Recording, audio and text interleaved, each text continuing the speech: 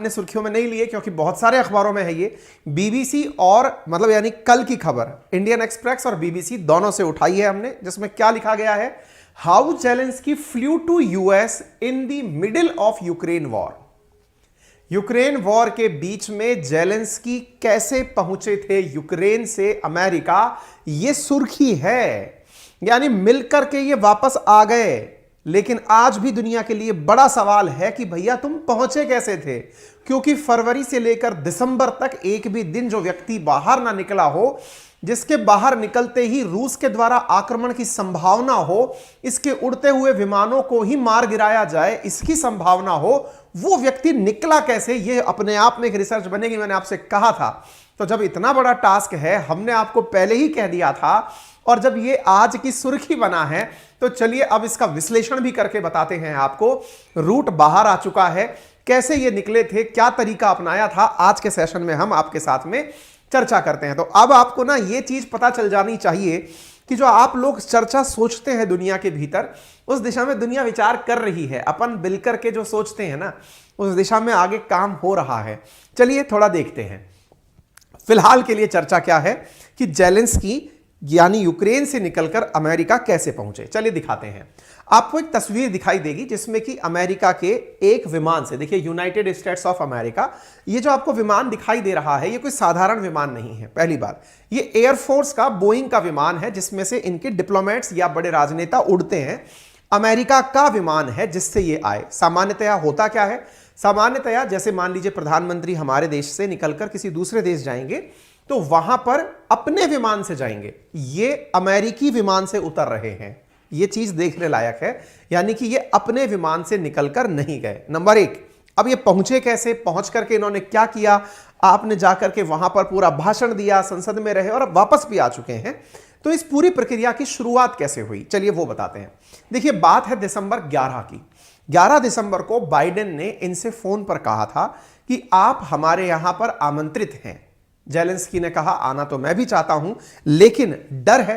तो अमेरिका ने कहा हम आपकी सुरक्षा की पूर्ण व्यवस्था करेंगे, आप पहुंचिए। ये ऐसा जरूरत क्या था। आप में से कुछ लोग ये भी सवाल करते होंगे, और मैं इस चीज को अक्सर कहता हूं। हम में से कुछ लोग सोचते हैं कि सामने वाले से हमारी फोन पर बात तो हो ही जाती है, मिलने की क्या जरूरत है। कहते हैं ना, इन पर्सन मीटिंग्स जेस्चर को देखकर होती हैं, फोन पर केवल शब्द जाते हैं, कान से निर्णय लिए जाते हैं। लेकिन जब आप किसी को इन पर्सन देखते हैं तो उसकी पूरी बॉडी लैंग्वेज आप नोटिस करते हैं, आप उसका हाव भाव जज करते हैं। इन पर्सन मीटिंग्स अपने आप में बहुत ज्यादा वैल्यूएबल होती हैं। तभी तो इतने बड़े राष्ट्र ने अपने आप को दांव पर लगाकर कि भैया आओ, हम तुम्हारी सुरक्षा सुनिश्चित करेंगे, आना जाना हमारे ऊपर, तुम निकलो यहां से।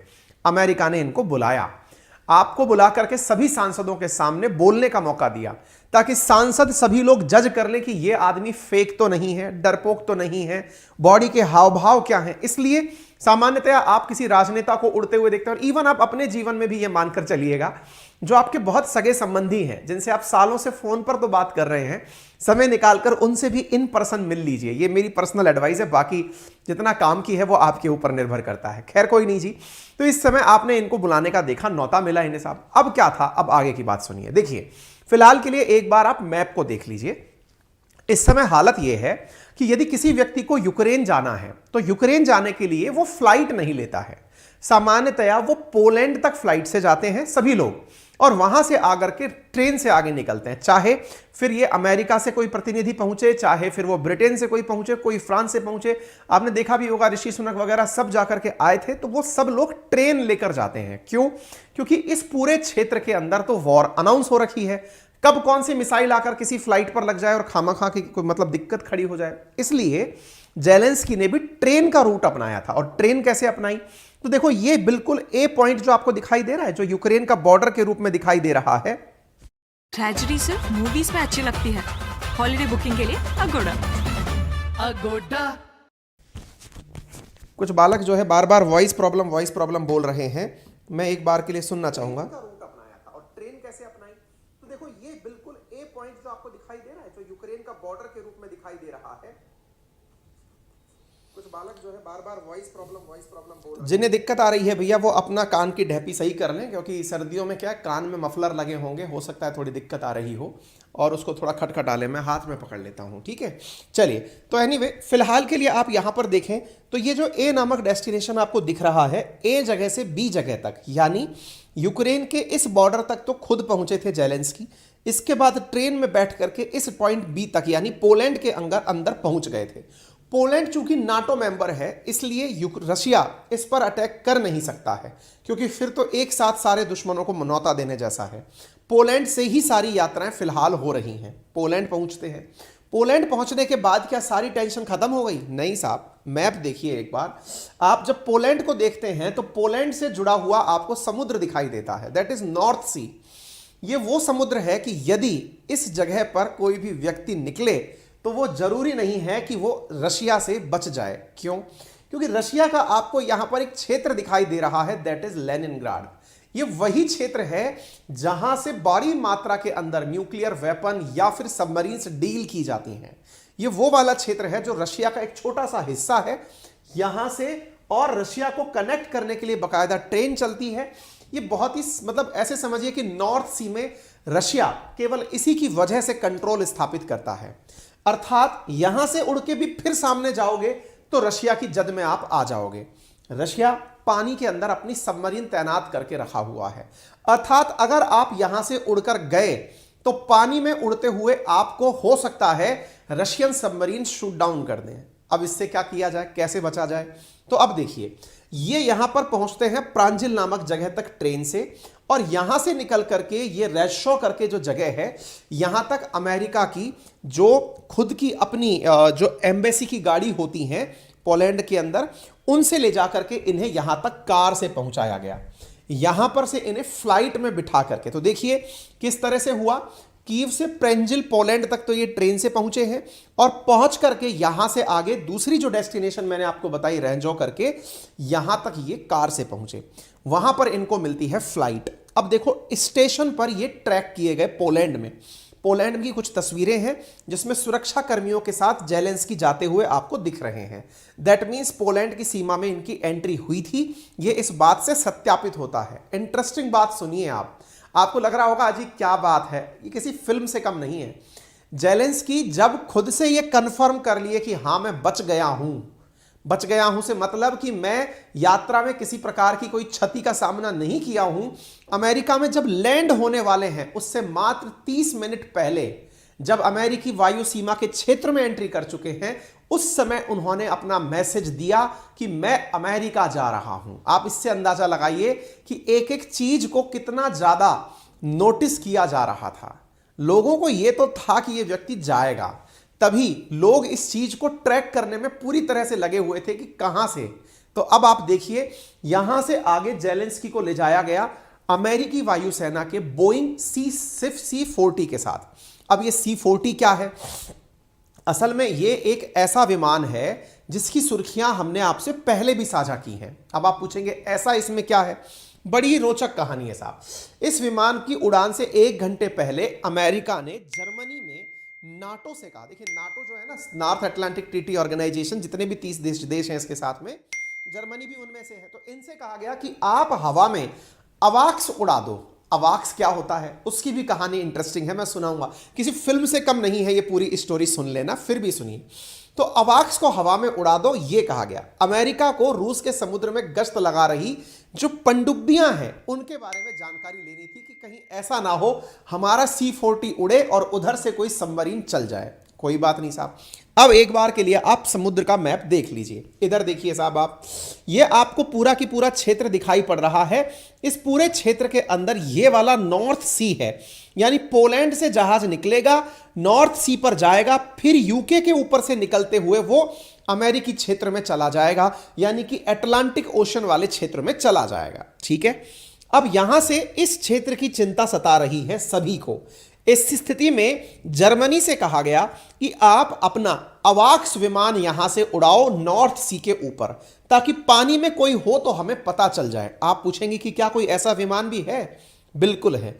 अमेरिकी अवाक्स एक ऐसा विमान है जो कि पानी में या सराउंडिंग में पोलैंड का जितना क्षेत्रफल है, उस क्षेत्रफल को तो वो एक बार में जज करके पता लगा सकता है कि टेंशन कहां से आ सकती है। समझ रहे हैं? उस तरफ से आ रहे किसी भी सिग्नल को कैप्चर कर सकता है। ऐसी स्थिति में अवाक्स को एज ए जैमर उड़ाया गया, साथ में फाइटर जेट्स अलग उड़ाए गए। बाय द वे, जो ये मैंने बोइंग C-40 आपसे अभी कहा, इसको हल्के में मत लेना। अगर आपको याद हो तो हमने एक सेशन पहले किया था जिसमें नैन्सी पेलोसी जब पहुंची थी ताइवान, उस सेशन को कवर किया था और मैंने आपसे कहा था कि यह हवा में उड़ता हुआ एक किला है। आप याद करिए, मैंने आपको यह वाला विमान बताया था। इसी विमान से उड़ा करके नैन्सी पेलोसी जिससे ताइवान पहुंची थी, जिसमें चीन का डर था कि चीन हवा में विमान को मार गिराएगा, उसी विमान से उड़ा करके इनको भेजा गया था। यानी जिसमें जा रहे हैं वो बहुत खास है। बहुत खास क्या है? तो वो बोइंग द्वारा निर्मित, एरोस्पेस कंपनी बोइंग द्वारा निर्मित विमान है।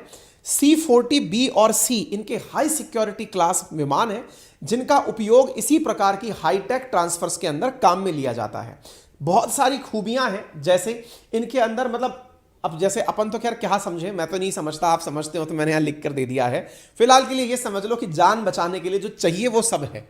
यहाँ पे इंटरनेट, कम्युनिकेशन, सर्विलांस, रडार सब चलता है, और जरूरत पड़ने पर गोला बारूद भी छोड़ ही देते होंगे, है ना। अब जो जो चाहिए वो होगा इसमें, बाकी लिख दिया है मैंने, इसको पढ़ने से कुछ होता जाएगा नहीं, खैर कोई नहीं। अब साहब जब ये विमान उड़ना शुरू हुआ तो इसके नीचे से ही फाइटर जेट्स उड़ाए गए। फाइटर जेट्स F-15 अमेरिका ने उड़वाए कि भाई यूके वालों से कहा गया कि यूके वालों, अब देखो मैप को इसलिए देखना बहुत जरूरी है, बड़ा इंटरेस्टिंग फिल्मी जैसा हो रहा है। जर्मनी से कहा आप तो अवाक्स उड़ा दो, यूके से कहा कि आप F-15 उड़ा दो। यूके के अंदर अमेरिकी बेस पर F-15 तैनात था, उससे कहा गया कि आप यहां से F-15 उड़ा दो। तो देखो, इधर से उड़ा अवाक्स, इधर से उड़ा F-15, यहां से निकल रहा है बोइंग C। अब इसको लेकर के ये लोग चलते हैं। चलते हुए जब तक ब्रिटेन क्रॉस नहीं हो जाता है, ये पूरी तरह से चिंतित रहते हैं कि ये पूरी तरह से निकले। अब आपके दिमाग में आने लगेगा कि साहब ये अवाक्स ऐसा है क्या, जिसके अंदर ऐसी क्या खासियत है। तो मैं आपको बताता हूं। तो जेलेंस्की का विमान जब स्कॉटलैंड की सीमा पार कर रहा था तो F-15 जेट वापस लौट आए कि भाई अब ब्रिटेन क्रॉस कर गया तो अब हमें चिंता की जरूरत नहीं है, क्योंकि अटलांटिक ओशन के अंदर तो अमेरिका की खुद की सबमरीन पर्याप्त है। ऐसी स्थिति में समुद्र के ऊपर से निकलते समय भी नीचे सबमरीन्स चलाई जा रही थी। अब आप देख सकते हैं, यह है अवाक्स, जिसे आसमान में आंख कहा जाता है। एक ऐसा सिस्टम जो उड़ता फिरता एक सिस्टम है। तो अब मैं आपको उसकी बात बताता हूं। यह है अवाक्स एयरक्राफ्ट। अवाक्स का मतलब है airborne warning and control system. यह जब उड़ता है तो इसके अंदर एयरबॉर्न सर्विलांस, यानी हवा में किसी भी प्रकार की निगरानी करनी हो तो वो ये करता है। असल में ये बोइंग 707 मॉडिफाइड है, काफी लंबा चौड़ा है, काफी, मतलब इसकी जो विड्थ और लेंथ है उसके अंदर काफी सारे काम इतने इंपॉर्टेंट तरीके से किए जाते हैं जिनकी मदद से निगरानी आसान हो जाए। अब आपको इनसे तो क्या लेना देना, लेकिन रडार जब आपको दिखाई देता है तो समझ में आता है कि ये रडार के साथ साथ सारी जानकारी जुटाने में पर्याप्त है। यानी एक बार में पोलैंड जितना जो क्षेत्रफल है, 3,12,000 किलोमीटर के आसपास के क्षेत्रफल को ये एक बार में निगरानी कर सकता है। इसके अंदर जो क्रू चलती है वो पूरी तरह से एनालाइज करती चलती है कि क्या कोई टेंशन तो पैदा नहीं हो जाएगी, और अगर होती है तो वो तुरंत साथ चल रहे फाइटर जेट्स को इन्फॉर्म कर देती है।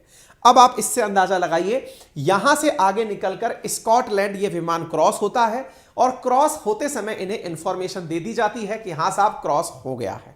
आप अंदाजा लगाइए कि यहां पर अमेरिका के एंड्रयू स्टेशन पर इसे उतरना था, ये यहां पर इसको उतरना था 30 मिनट पहले, जब अमेरिकी थल सेना के थल सीमा के ऊपर एंट्री कर गया, उस समय इन्होंने मैसेज किया जेलेंस्की ने कि हाँ भाई मैं अमेरिका की यात्रा पर हूं। आप देख सकते हैं, इन्होंने कहा कि मैं अमेरिका के रास्ते में हूं। तो अब तक कहां थे? अब तक ये अधर झूल में थे, कहां है किसी को नहीं पता है। अब आप अंदाजा लगाइए, यहां पर इनका पहुंचना होता है, पहुंच करके फिर इन्हें पूरी तरह से, आप सोचिए जिस समय ये उड़ रहे थे लोगों के दिमाग में सवाल काफी चल रहे थे, लोग इन्हें ट्रैक करने की कोशिश कर रहे थे। जेलेंस्की को फिर इस विमान से उतार कर नीचे लाया जाता है, बाकायदा फिर ये राष्ट्रपति बाइडेन से मिलते हैं, मिलकर के यहां पर सारा संबोधन करते हैं। दिमाग में आएगा, क्या कभी इससे पहले भी किसी की यात्रा इतनी ज्यादा रिस्की रही है अमेरिका के लिए? बिल्कुल। वर्ल्ड वॉर जब चल रहा था, पर्ल हार्बर पर जब हमला हुआ था, उस दिन भी 22 दिसंबर का समय था, उस समय भी वर्ल्ड वॉर 2 के टाइम पर 1941 में ऐसे ही चर्चिल की यात्रा हुई थी। काफी ज्यादा खास यात्रा थी, दिसंबर 22 को 1941 में। उस समय डर जर्मनी का था कि उड़ते हुए जर्मनी के इस विमान को कहीं कोई उड़ा ना दे, यानी कि जब चर्चिल जा रहे थे तो जर्मनी उसे उड़ा ना दे। तब भी ऐसी ही यात्रा हुई थी और उस यात्रा के बाद एक सुरक्षा की तैनाती के तहत किसी राष्ट्राध्यक्ष को पहुंचाया गया था। मैंने कहा ना आपसे, जब सेशन शुरू किया था उस समय मैंने आपसे कहा था, ऑडियो मैंने इसके ऊपर आपको चला के भी दिखाया कि संभव है कि आने वाले समय में यह केस स्टडी बने कि जेलेंस्की पहुंचे कैसे थे। रूस का पूरा डर था, फिर भी वो सुरक्षित पहुंचे और वापस लौटे। इन्होंने वापस लौटकर 23 दिसंबर को अपना एक वीडियो पोस्ट टेलीग्राम पर किया और बताया कि अब हम सुरक्षित तरीके से वापस आ चुके हैं और अपना काम सुरक्षित तरीके से कर रहे हैं। उम्मीद है कि आप लोगों को भी